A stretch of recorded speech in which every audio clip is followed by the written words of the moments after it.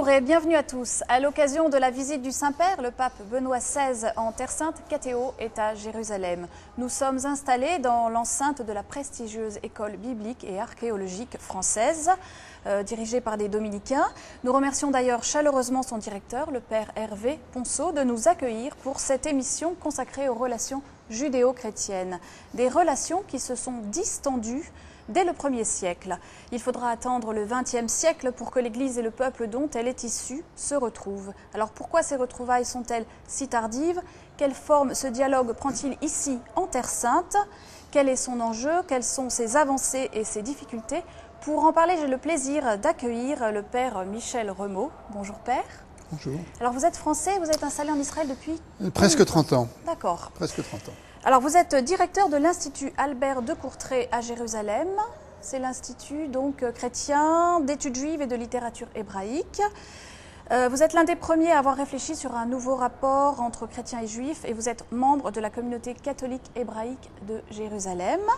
Et puis j'accueille également le rabbin Alain Michel. Bonjour. Monsieur. Vous êtes également français, vous vivez à Jérusalem depuis combien de temps? Depuis 24 ans. D'accord. Vous êtes professeur d'histoire et rabbin du courant Massorti. Qu'est-ce que ce courant Massorti? Le courant Massorti, c'est le courant central du judaïsme. Vous savez qu'au 19e siècle, il y a plusieurs courants qui sont constitués. Aux États-Unis, ça s'appelle le courant conservatif. Donc ce n'est pas un courant orthodoxe, mais en même temps, il se maintient dans la tradition, la continuité de la tradition juive. D'accord, et vous êtes un spécialiste de l'histoire de la Shoah. Vous dirigez le bureau français de l'École internationale pour l'enseignement de la Shoah à l'Institut Yad Vashem. Et vous enseignez donc le judaïsme, notamment à l'Institut Albert de Courtrai. C'est ça. Bon. Père Michel Remaud, quels sont les événements de votre vie qui vous ont amené à réfléchir sur un nouveau rapport entre juifs et chrétiens? Je crois que ça s'est passé en plusieurs étapes. Il y a eu d'abord une passion pour la Bible, oui, que j'ai lue in extenso et plusieurs fois pendant mon séminaire, en traduction. Je ne lisais pas encore l'hébreu. Et je crois que cette fréquentation de la Bible a préparé le terrain. Et puis ensuite, il y a eu une coïncidence. Je me souviens très précisément du jour où ça m'est arrivé. Racontez-nous. C'était en juin 67. Oui. Et je lisais l'office, les psaumes en latin, c'était à Rome pendant mon séminaire. Et les premiers jours de juin 67, c'était en même temps que la guerre des 6 jours. Oui. Et alors tout à coup, je me suis rendu compte qu'il s'était passé un phénomène. Jusque-là, j'avais dans la tête une machine à transposer qui faisait que je lisais l'Ancien Testament et les psaumes d'une manière typologique. C'est-à-dire? C'est-à-dire Ancien Testament comme préfiguration du Nouveau, et d'abord préfiguration du Nouveau. Donc je lisais Israël et je pensais Église, etc. Et brusquement, je me suis rendu compte que la machine à transposer était tombée en panne, et que je lisais les psaumes au sens littéral, et quand je lisais Jérusalem, ça voulait dire Jérusalem, la Jérusalem d'en bas. Quand je lisais Jourdain, ça voulait dire Jourdain. Quand je lisais Syrie, ça voulait dire Syrie. Quand je lisais Liban, ça voulait dire Liban, etc. Et donc, ça a été le choc de l'existence du peuple juif, avec lequel j'avais jamais eu de contact précédemment.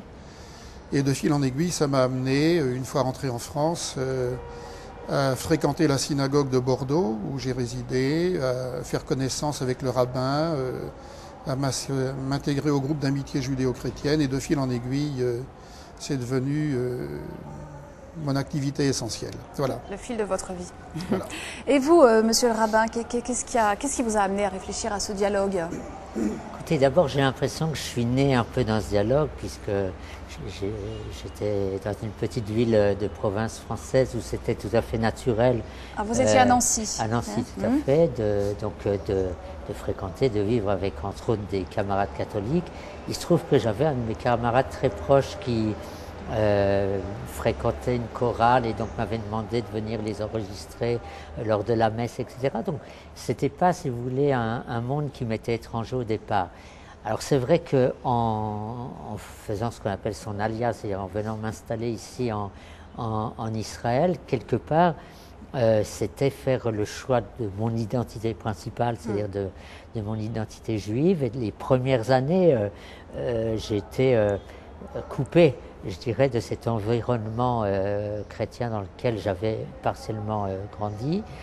Et j'ai eu la chance, en fait, de travailler assez rapidement avec un rabbin tout à fait extraordinaire qui était le rabbin Léon Ashkenazi, que les gens connaissaient surtout sous son surnom scout Manitou, et qui lui était quelqu'un qui à la fois justement avait une identité juive israélienne extrêmement forte, et en même temps était quelqu'un qui contribuait beaucoup à ce dialogue. Et le fait de travailler à ses côtés pendant 4 ans m'a amené à rencontrer un certain nombre de gens. Et d'ailleurs, je crois que c'est comme ça la première fois que j'ai été en contact avec le père Michel Rimaud, c'est à cette occasion-là.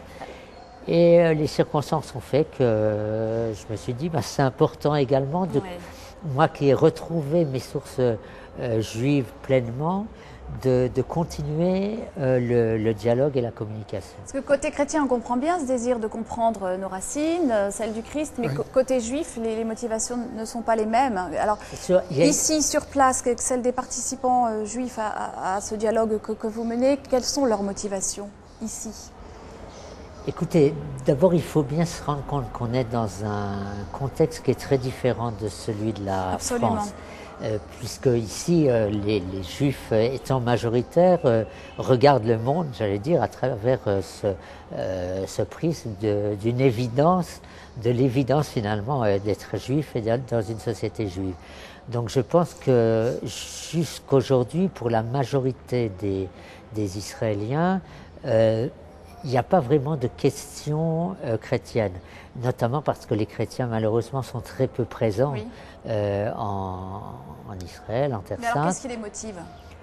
Alors il y a peu de motivation, j'allais dire, mais quand il y a des événements particuliers qui se produisent, et en plus de cela, malgré tout, avec le passé douloureux qui a existé, et notamment puisque je suis un spécialiste de la Shoah, donc automatiquement dans lequel l'antisémitisme qui a abouti à la Shoah a quand même en partie des racines chrétiennes. Donc c'est vrai que il y a par moments, comme la visite de Jean-Paul II par exemple en 2000, tout d'un coup une redécouverte, j'allais dire, de ce monde chrétien. Oui, la visite du pape Jean-Paul II a vraiment changé l'image de l'Église, la connaissance de l'Église ici, en Terre Sainte. Je pense qu'elle a donné une ouverture différente. D'abord, il était le pape qui avait reconnu l'État d'Israël, et ça c'était en essentiel. 93, Tout à fait. Et deuxièmement, il était tout d'un coup quelqu'un de concret. C'était pas il y a un chef de l'Église catholique qui se trouve quelque part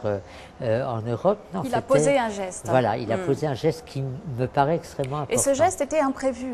Au départ, il y avait il était donc prévu qu'il aille au mur, mais le fait de glisser cette demande de pardon dans l'interstice du mur était imprévu, donc ça a dû vous surprendre, Père Michel. Ça nous a tous surpris. Moi, je suivais ça à la télévision.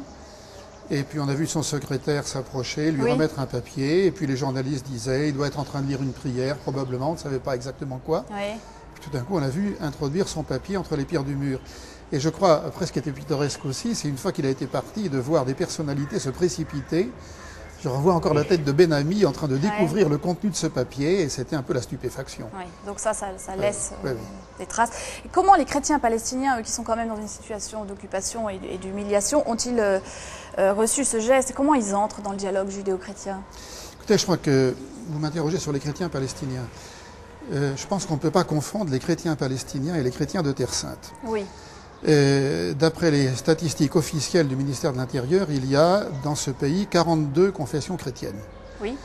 Et quand on parle des chrétiens de Terre Sainte, je pense qu'on n'est pas du tout conscient de cette extrême complexité entre des chrétiens, vous parlez des Palestiniens, et quelquefois on prend ça au sens strict, c'est-à-dire ceux de Bethléem, de Gaza ou de Ramallah, quelquefois au sens large en y incluant les Arabes israéliens, ce qui n'est pas la même chose.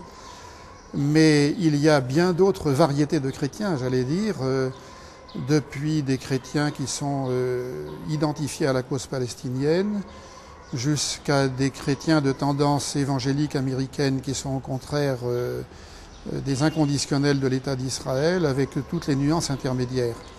Alors, si je prends la question telle que vous l'avez formulée, je pense que pour les chrétiens palestiniens, parce que c'était ça l'objet de votre question, je pense que l'aspect politique l'a emporté sur l'aspect religieux et qu'ils ont été portés à y voir une approbation par le pape, non seulement de la politique israélienne, mais pour les plus extrémistes d'entre eux, de l'existence même de l'État d'Israël. Or, le geste avait une portée beaucoup plus large que ça et beaucoup moins orientée. Et ça, vous avez pu en parler après dans le cadre de votre travail de dialogue enfin, comment ça se passe? Comment se passe le dialogue? Oui, comment se passe le dialogue? Écoutez, moi je ne participe à aucune instance de dialogue officiel. Le dialogue, il est quotidien, c'est avec nos amis juifs, mais je participe très peu au dialogue institutionnel. Je pense que ce qui est important, c'est la connaissance mutuelle d'individu à individu. Et c'est là qu'on fait des découvertes. Donc, alors d'individu à individu, et puis peut-être aussi que vous, la liturgie juive, est-ce que vous la découvrez, enfin vous la faites découvrir? Oui, évidemment, c'est un des objets du centre dans lequel j'enseigne d'ailleurs. Hein. Oui. Le but de ce centre d'études, c'est de permettre aux chrétiens d'accéder à une connaissance du judaïsme par les sources. Donc, familiarité avec la Mishnah, le Talmud, les commentaires exégétiques de la Bible, aussi bien de l'Antiquité que du Moyen-Âge, avec une histoire de la tradition juive des origines jusqu'à nos jours, que fait donc notre ami le rabbin Alain Michel. Et donc ça inclut en fait une familiarisation avec la liturgie synagogale. Et nos étudiants sont invités à aller fréquenter la synagogue, participer aux fêtes et même participer aussi à la liturgie familiale, à se faire inviter dans des familles. Pour le Seder de Pâques, pour la Kabbalah de Shabbat, etc. Alors pourquoi les retrouvailles de l'Église avec le peuple juif, le peuple dont il est issu, ont-elles été si tardives, 20e siècle? Il ne faut pas oublier, comme vous le disiez au début, que d'une certaine façon, le christianisme est né d'un schisme. Oui. C'est-à-dire qu'il y a eu une division, le mot se figure dès le Nouveau Testament, dès l'Évangile, au sein du peuple juif, entre ceux qui ont reconnu Jésus comme Messie et ceux qui ne l'ont pas reconnu. Et les circonstances ont fait que le conflit est rapidement devenu acerbe parce qu'il y a eu d'autres catastrophes, je veux dire, qui se sont produites presque au même moment, et en particulier la prise de Jérusalem, la destruction du temple et deux révoltes juives. Ce qui fait que, assez rapidement, la relation est devenue conflictuelle. On peut même dire qu'elle l'était presque dès le début. Et je crois que pendant presque 2 millénaires, il ne s'est rien passé. Les chrétiens estimaient qu'ils n'avaient rien à recevoir des juifs et que les juifs avaient tout à recevoir des chrétiens. Et donc, voilà, ceux qui étaient détenteurs de la vérité devaient la communiquer à ceux qui ne l'avaient pas. Et je crois que le choc qui a inversé cette tendance, c'est la Shoah, il faut le reconnaître, qui a fait d'abord que des chrétiens se sont employés à sauver des juifs. Donc, il y a eu des associations qui sont nées, on a appris à se connaître et les chrétiens ont découvert, en fréquentant les juifs, qu'ils avaient des choses à apprendre. Et je crois que c'est le grand renversement du XXe siècle. C'est que les chrétiens se sont mis à l'écoute des juifs, alors que pendant près de 2 millénaires, enfin je ne sais pas ce que tu en penses Alain, mais pendant près de 2 millénaires, les juifs ont été réduits au silence et contraints d'écouter. Il y a eu la conférence internationale en Suisse de Silisberg où les juifs étaient présents, juifs, chrétiens, protestants, justement pour étudier un petit peu les causes de l'antijudaïsme chrétien et y remédier. Qu'est-ce que vous pouvez en dire ? Écoutez, peut-être avant ça, si je peux amener un point de vue un tout petit peu différent. Moi, il me semble que, bien sûr, la Shoah a joué un rôle extrêmement important, mais que les transformations au niveau des mentalités ont commencé avant, et je dirais dès le 19e siècle, parce qu'à partir du moment où, notamment en Europe occidentale, les Juifs deviennent des citoyens comme les autres, donc il y a un regard de leurs voisins chrétiens qui ne peut plus être le même. Je pense à l'exemple de Aimé Pallière, qui est très célèbre, qui est persuadé qu'il n'y a plus de juifs, puisque les seuls juifs qu'il connaît, c'est ceux de l'Ancien Testament, qui tout d'un coup passe quai-il site à Lyon et voit qu'il y a une synagogue, rentre et découvre. Et il est tellement frappé que d'ailleurs au début, il voulait se convertir au judaïsme, jusqu'à ce qu'il y ait un rabbin qui lui dise « Mais non, ton rôle, c'est d'un côté d'être en dialogue avec nous, mais d'un autre côté de t'assumer en tant que chrétien. » Donc, il y a des choses qui se mettent en place avant Mais le choc de la Shoah fait que ce qui se passe à partir de 46-47, c'est un sentiment d'urgence. C'est-à-dire que ce n'est pas suffisant de donner le temps aux choses et de suivre peu à peu des évolutions, mais l'antisémitisme s'est tellement enraciné finalement dans la société européenne qu'il faut faire pratiquement un traitement de choc. Vous voulez dire que les consciences ont été endormies et n'ont pas réagi suffisamment pour empêcher le génocide. Tout à fait. Et je pense que, juste pour terminer, je pense que ce qui se passe à Vatican II, c'est ce traitement de choc. Alors, ce qui se passe à Vatican II, c'est que désormais, c'est l'Église en tant que telle qui s'engage. À la suite d'ailleurs d'églises protestantes, par exemple, qui nous ont précédés. Donc je pense que je suis d'accord avec toi. Et on pourrait identifier des précurseurs aussi. Je pense à des gens comme Charles Péguy, par exemple. Bon. Oui. Mais que ce qui se passe à partir de la Shoah et à partir de Sélisberg, c'est que ça va concerner désormais les institutions et non pas seulement les personnes, les individus. Et donc que le dialogue et la reconnaissance vont devenir institutionnels. Et ça, je crois que c'est vraiment un seuil qualitatif qui a été franchi. Et d'ailleurs, je pense qu'il faudrait rappeler le nom de Jules Isaac, parce qu'il a eu cette prémonition qu'il fallait impliquer les institutions et pas seulement les individus. En 1946. Hein. Oui, et Jules Isaac est allé, dès que Jean XXIII a annoncé son intention de convoquer un concile, Jules Isaac est allé remettre un dossier à Jean XXIII en lui demandant que le concile s'occupe de cette question-là. Oui. Corriger l'enseignement sur le chrétien, sur les Le leitmotiv de Jules Isaac, c'était que seul l'enseignement pouvait défaire ce que l'enseignement avait fait. Et je crois qu'il avait raison, et qu'il y a encore beaucoup de travail à faire dans ce domaine.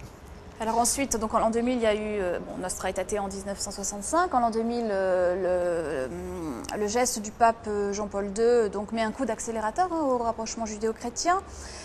Et puis de votre côté, il y a cette déclaration juive sur les chrétiens et le christianisme qui s'appelle Dabru Emet, c'est ça? Proclamer la vérité. Alors qu'est-ce qu'elle ouvre comme perspective théologique et relationnelle Alors, peut-être d'abord une précision. Oui. On a le dialogue est complexe parce qu'on a un manque de symétrie, j'allais dire, entre les deux côtés. D'une part parce que les besoins ne sont pas les mêmes. Oui. Je pense que les Juifs ne ressentent pas fondamentalement un besoin de redécouvrir leurs racines chrétiennes parce qu'ils n'en ont pas. Et puis également parce que le judaïsme, tu parlais de 47, combien congrégations 42, mais probablement davantage en réalité. Mais au niveau du judaïsme, c'est bien pire. C'est-à-dire que, moi, je me prête à dire c'est plus simple du côté juif. Non, c'est beaucoup plus complexe, puisque, j'allais dire, chaque rabbin, chaque synagogue, et à la limite chaque juif est en lui-même une manière d'approche et une manière de voir. Ouais. Donc il peut y avoir effectivement de temps à autre des grandes déclarations de ce type-là qui vont orienter un petit peu les réflexions, mais ce n'est pas quelque chose qui... dans lequel les gens vont se sentir engagés. Parce qu'au moins au niveau catholique, à partir du moment où il y a des décisions qui sont prises par le Concile, elles engagent l'ensemble de l'Église. En principe. En principe. Là, j'allais dire presque, si vous me permettez, je dirais que s'il y a une décision qui est prise par des rabbins d'un certain courant, à la limite, d'autres courants pourront réagir volontairement et que, voilà, en disant le contraire parce que autrement ça serait reconnaître leurs collègues. Puis il y a aussi cette difficulté, peut-être qu'on ne met pas les mêmes sens derrière les mêmes mots, Messie, salut, résurrection, j'imagine, donc ça demande beaucoup de... Et là, je pense que dialogue et d'écoute. Oui, il y a des malentendus de la part des chrétiens parce qu'ils entendent un vocabulaire qui leur est familier et ils croient être en terrain connu. Oui. Alors qu'il faut redéfinir tous les termes. Et vous avez évoqué justement des termes principaux, en particulier Messie, salut. On pourrait en citer d'autres, résurrection par exemple, et bien d'autres encore. À la limite, même le mot religion. Même le mot religion. Dans l'hébreu au départ, la religion n'existe pas. C'est pas un terme. Donc on a vraiment de ce point de vue-là des approches qui sont différentes. Alors le pape Benoît XVI se rend cette semaine au mur des Lamentations. Comment se situe-t-il par rapport à ce dialogue judéo-chrétien ? Je pense qu'il se situe dans la continuité de Jean-Paul II. Simplement, les styles sont différents. Et c'est peut-être la raison pour laquelle les différences sont mal appréciées. Parce que je pense que Jean-Paul II était un homme qui avait le sens du geste. Il avait fait du théâtre dans sa jeunesse. Moi, je ne dirais pas qu'il était comédien, mais il avait... Il aimait ça. Oui, oui, tout à fait. Et donc le fait, par exemple, d'aller déposer son papier entre les pierres du mur, etc. Alors que Benoît XVI dit exactement la même chose, mais c'est un professeur. Et il le dit en lisant son papier. Donc c'est beaucoup moins spectaculaire dans une civilisation de l'image. Il est évident que les images portent plus que les discours, surtout quand la presse a besoin de faire bref, de gommer les nuances pour pouvoir asséner quelquefois dans des titres des choses simples. Il est évident qu'un geste porte beaucoup plus qu'un discours. Mais je pense que la ligne est la même, évidemment avec des accentuations différentes. Il y a peut-être encore, si je puis me permettre, une deuxième chose, c'est que c'est jamais la même chose le fondateur et le continuateur. Tout à fait. Exact. Et enfin, je pense à une comparaison en ce qui concerne l'État d'Israël. Quand on regarde Lévi Eshkol, qui a été Premier ministre après David Ben-Gurion, il manque un peu comme ça d'odeur, de saveur, etc. En même temps, c'est essentiel ce qu'il a fait parce qu'il est sorti, comment dire, des mythes de la création pour passer finalement à la réalité quotidienne. De ce point de vue-là, je pense que c'est un peu ce qui se passe. Et je pense qu'après la mort de Jean-Paul II, tous les journalistes disaient il ne faudra surtout pas que le successeur cherche à l'imiter, il faudra qu'il soit lui-même. Et il est lui-même. Il est lui-même et on dit c'est vraiment pas comme son prédécesseur. Mais donc c'est vrai qu'à la mi-mars, il a renouvelé fermement son engagement personnel, je cite, à promouvoir la vision donnée pour les générations à venir par la déclaration Nostra Aetate du Concile. Hein, donc on est vraiment dans la continuité. Il n'y a aucun doute là-dessus. Hein. Qu'est-ce que vous attendez de la visite cette semaine du pape Benoît XVI? Écoutez, d'abord, je pense que pour l'État d'Israël, les Juifs israéliens, c'est quelque chose d'extrêmement important que le pape ait décidé si rapidement de venir non seulement en Terre Sainte, mais en Israël et également, comment dire, près de l'autorité palestinienne. Chez l'autorité palestinienne, à force de parler en hébreu, on en oublie son français, je suis désolé. Et donc, voilà, exactement. C'est-à-dire qu'il y a là une démarche qui nous paraît importante, surtout à un moment où, malgré tout, la contestation de l'État d'Israël prend parfois des allures assez problématiques. Oui. Et donc, pour nous, c'est une chose, le fait même de la visite est une chose importante. Il y a 3 papes qui sont venus en Terre Sainte. Le premier a ignoré l'État d'Israël. Alors c'était Paul VI, Paul VI, donc, dans les années 60, 65 si je me rappelle bien. Le deuxième a remis, je dirais, en place les éléments du dialogue entre le judaïsme d'aujourd'hui, de la fin du XXe siècle, du début du XXIe siècle, qui est un judaïsme qui est également national, et donc il fallait que l'Église l'accorde. Et puis je pense que cette visite-là, elle montre que justement, il y a une suite, il y a une continuation, et je pense que de ce point de vue-là, il faut remercier le pape.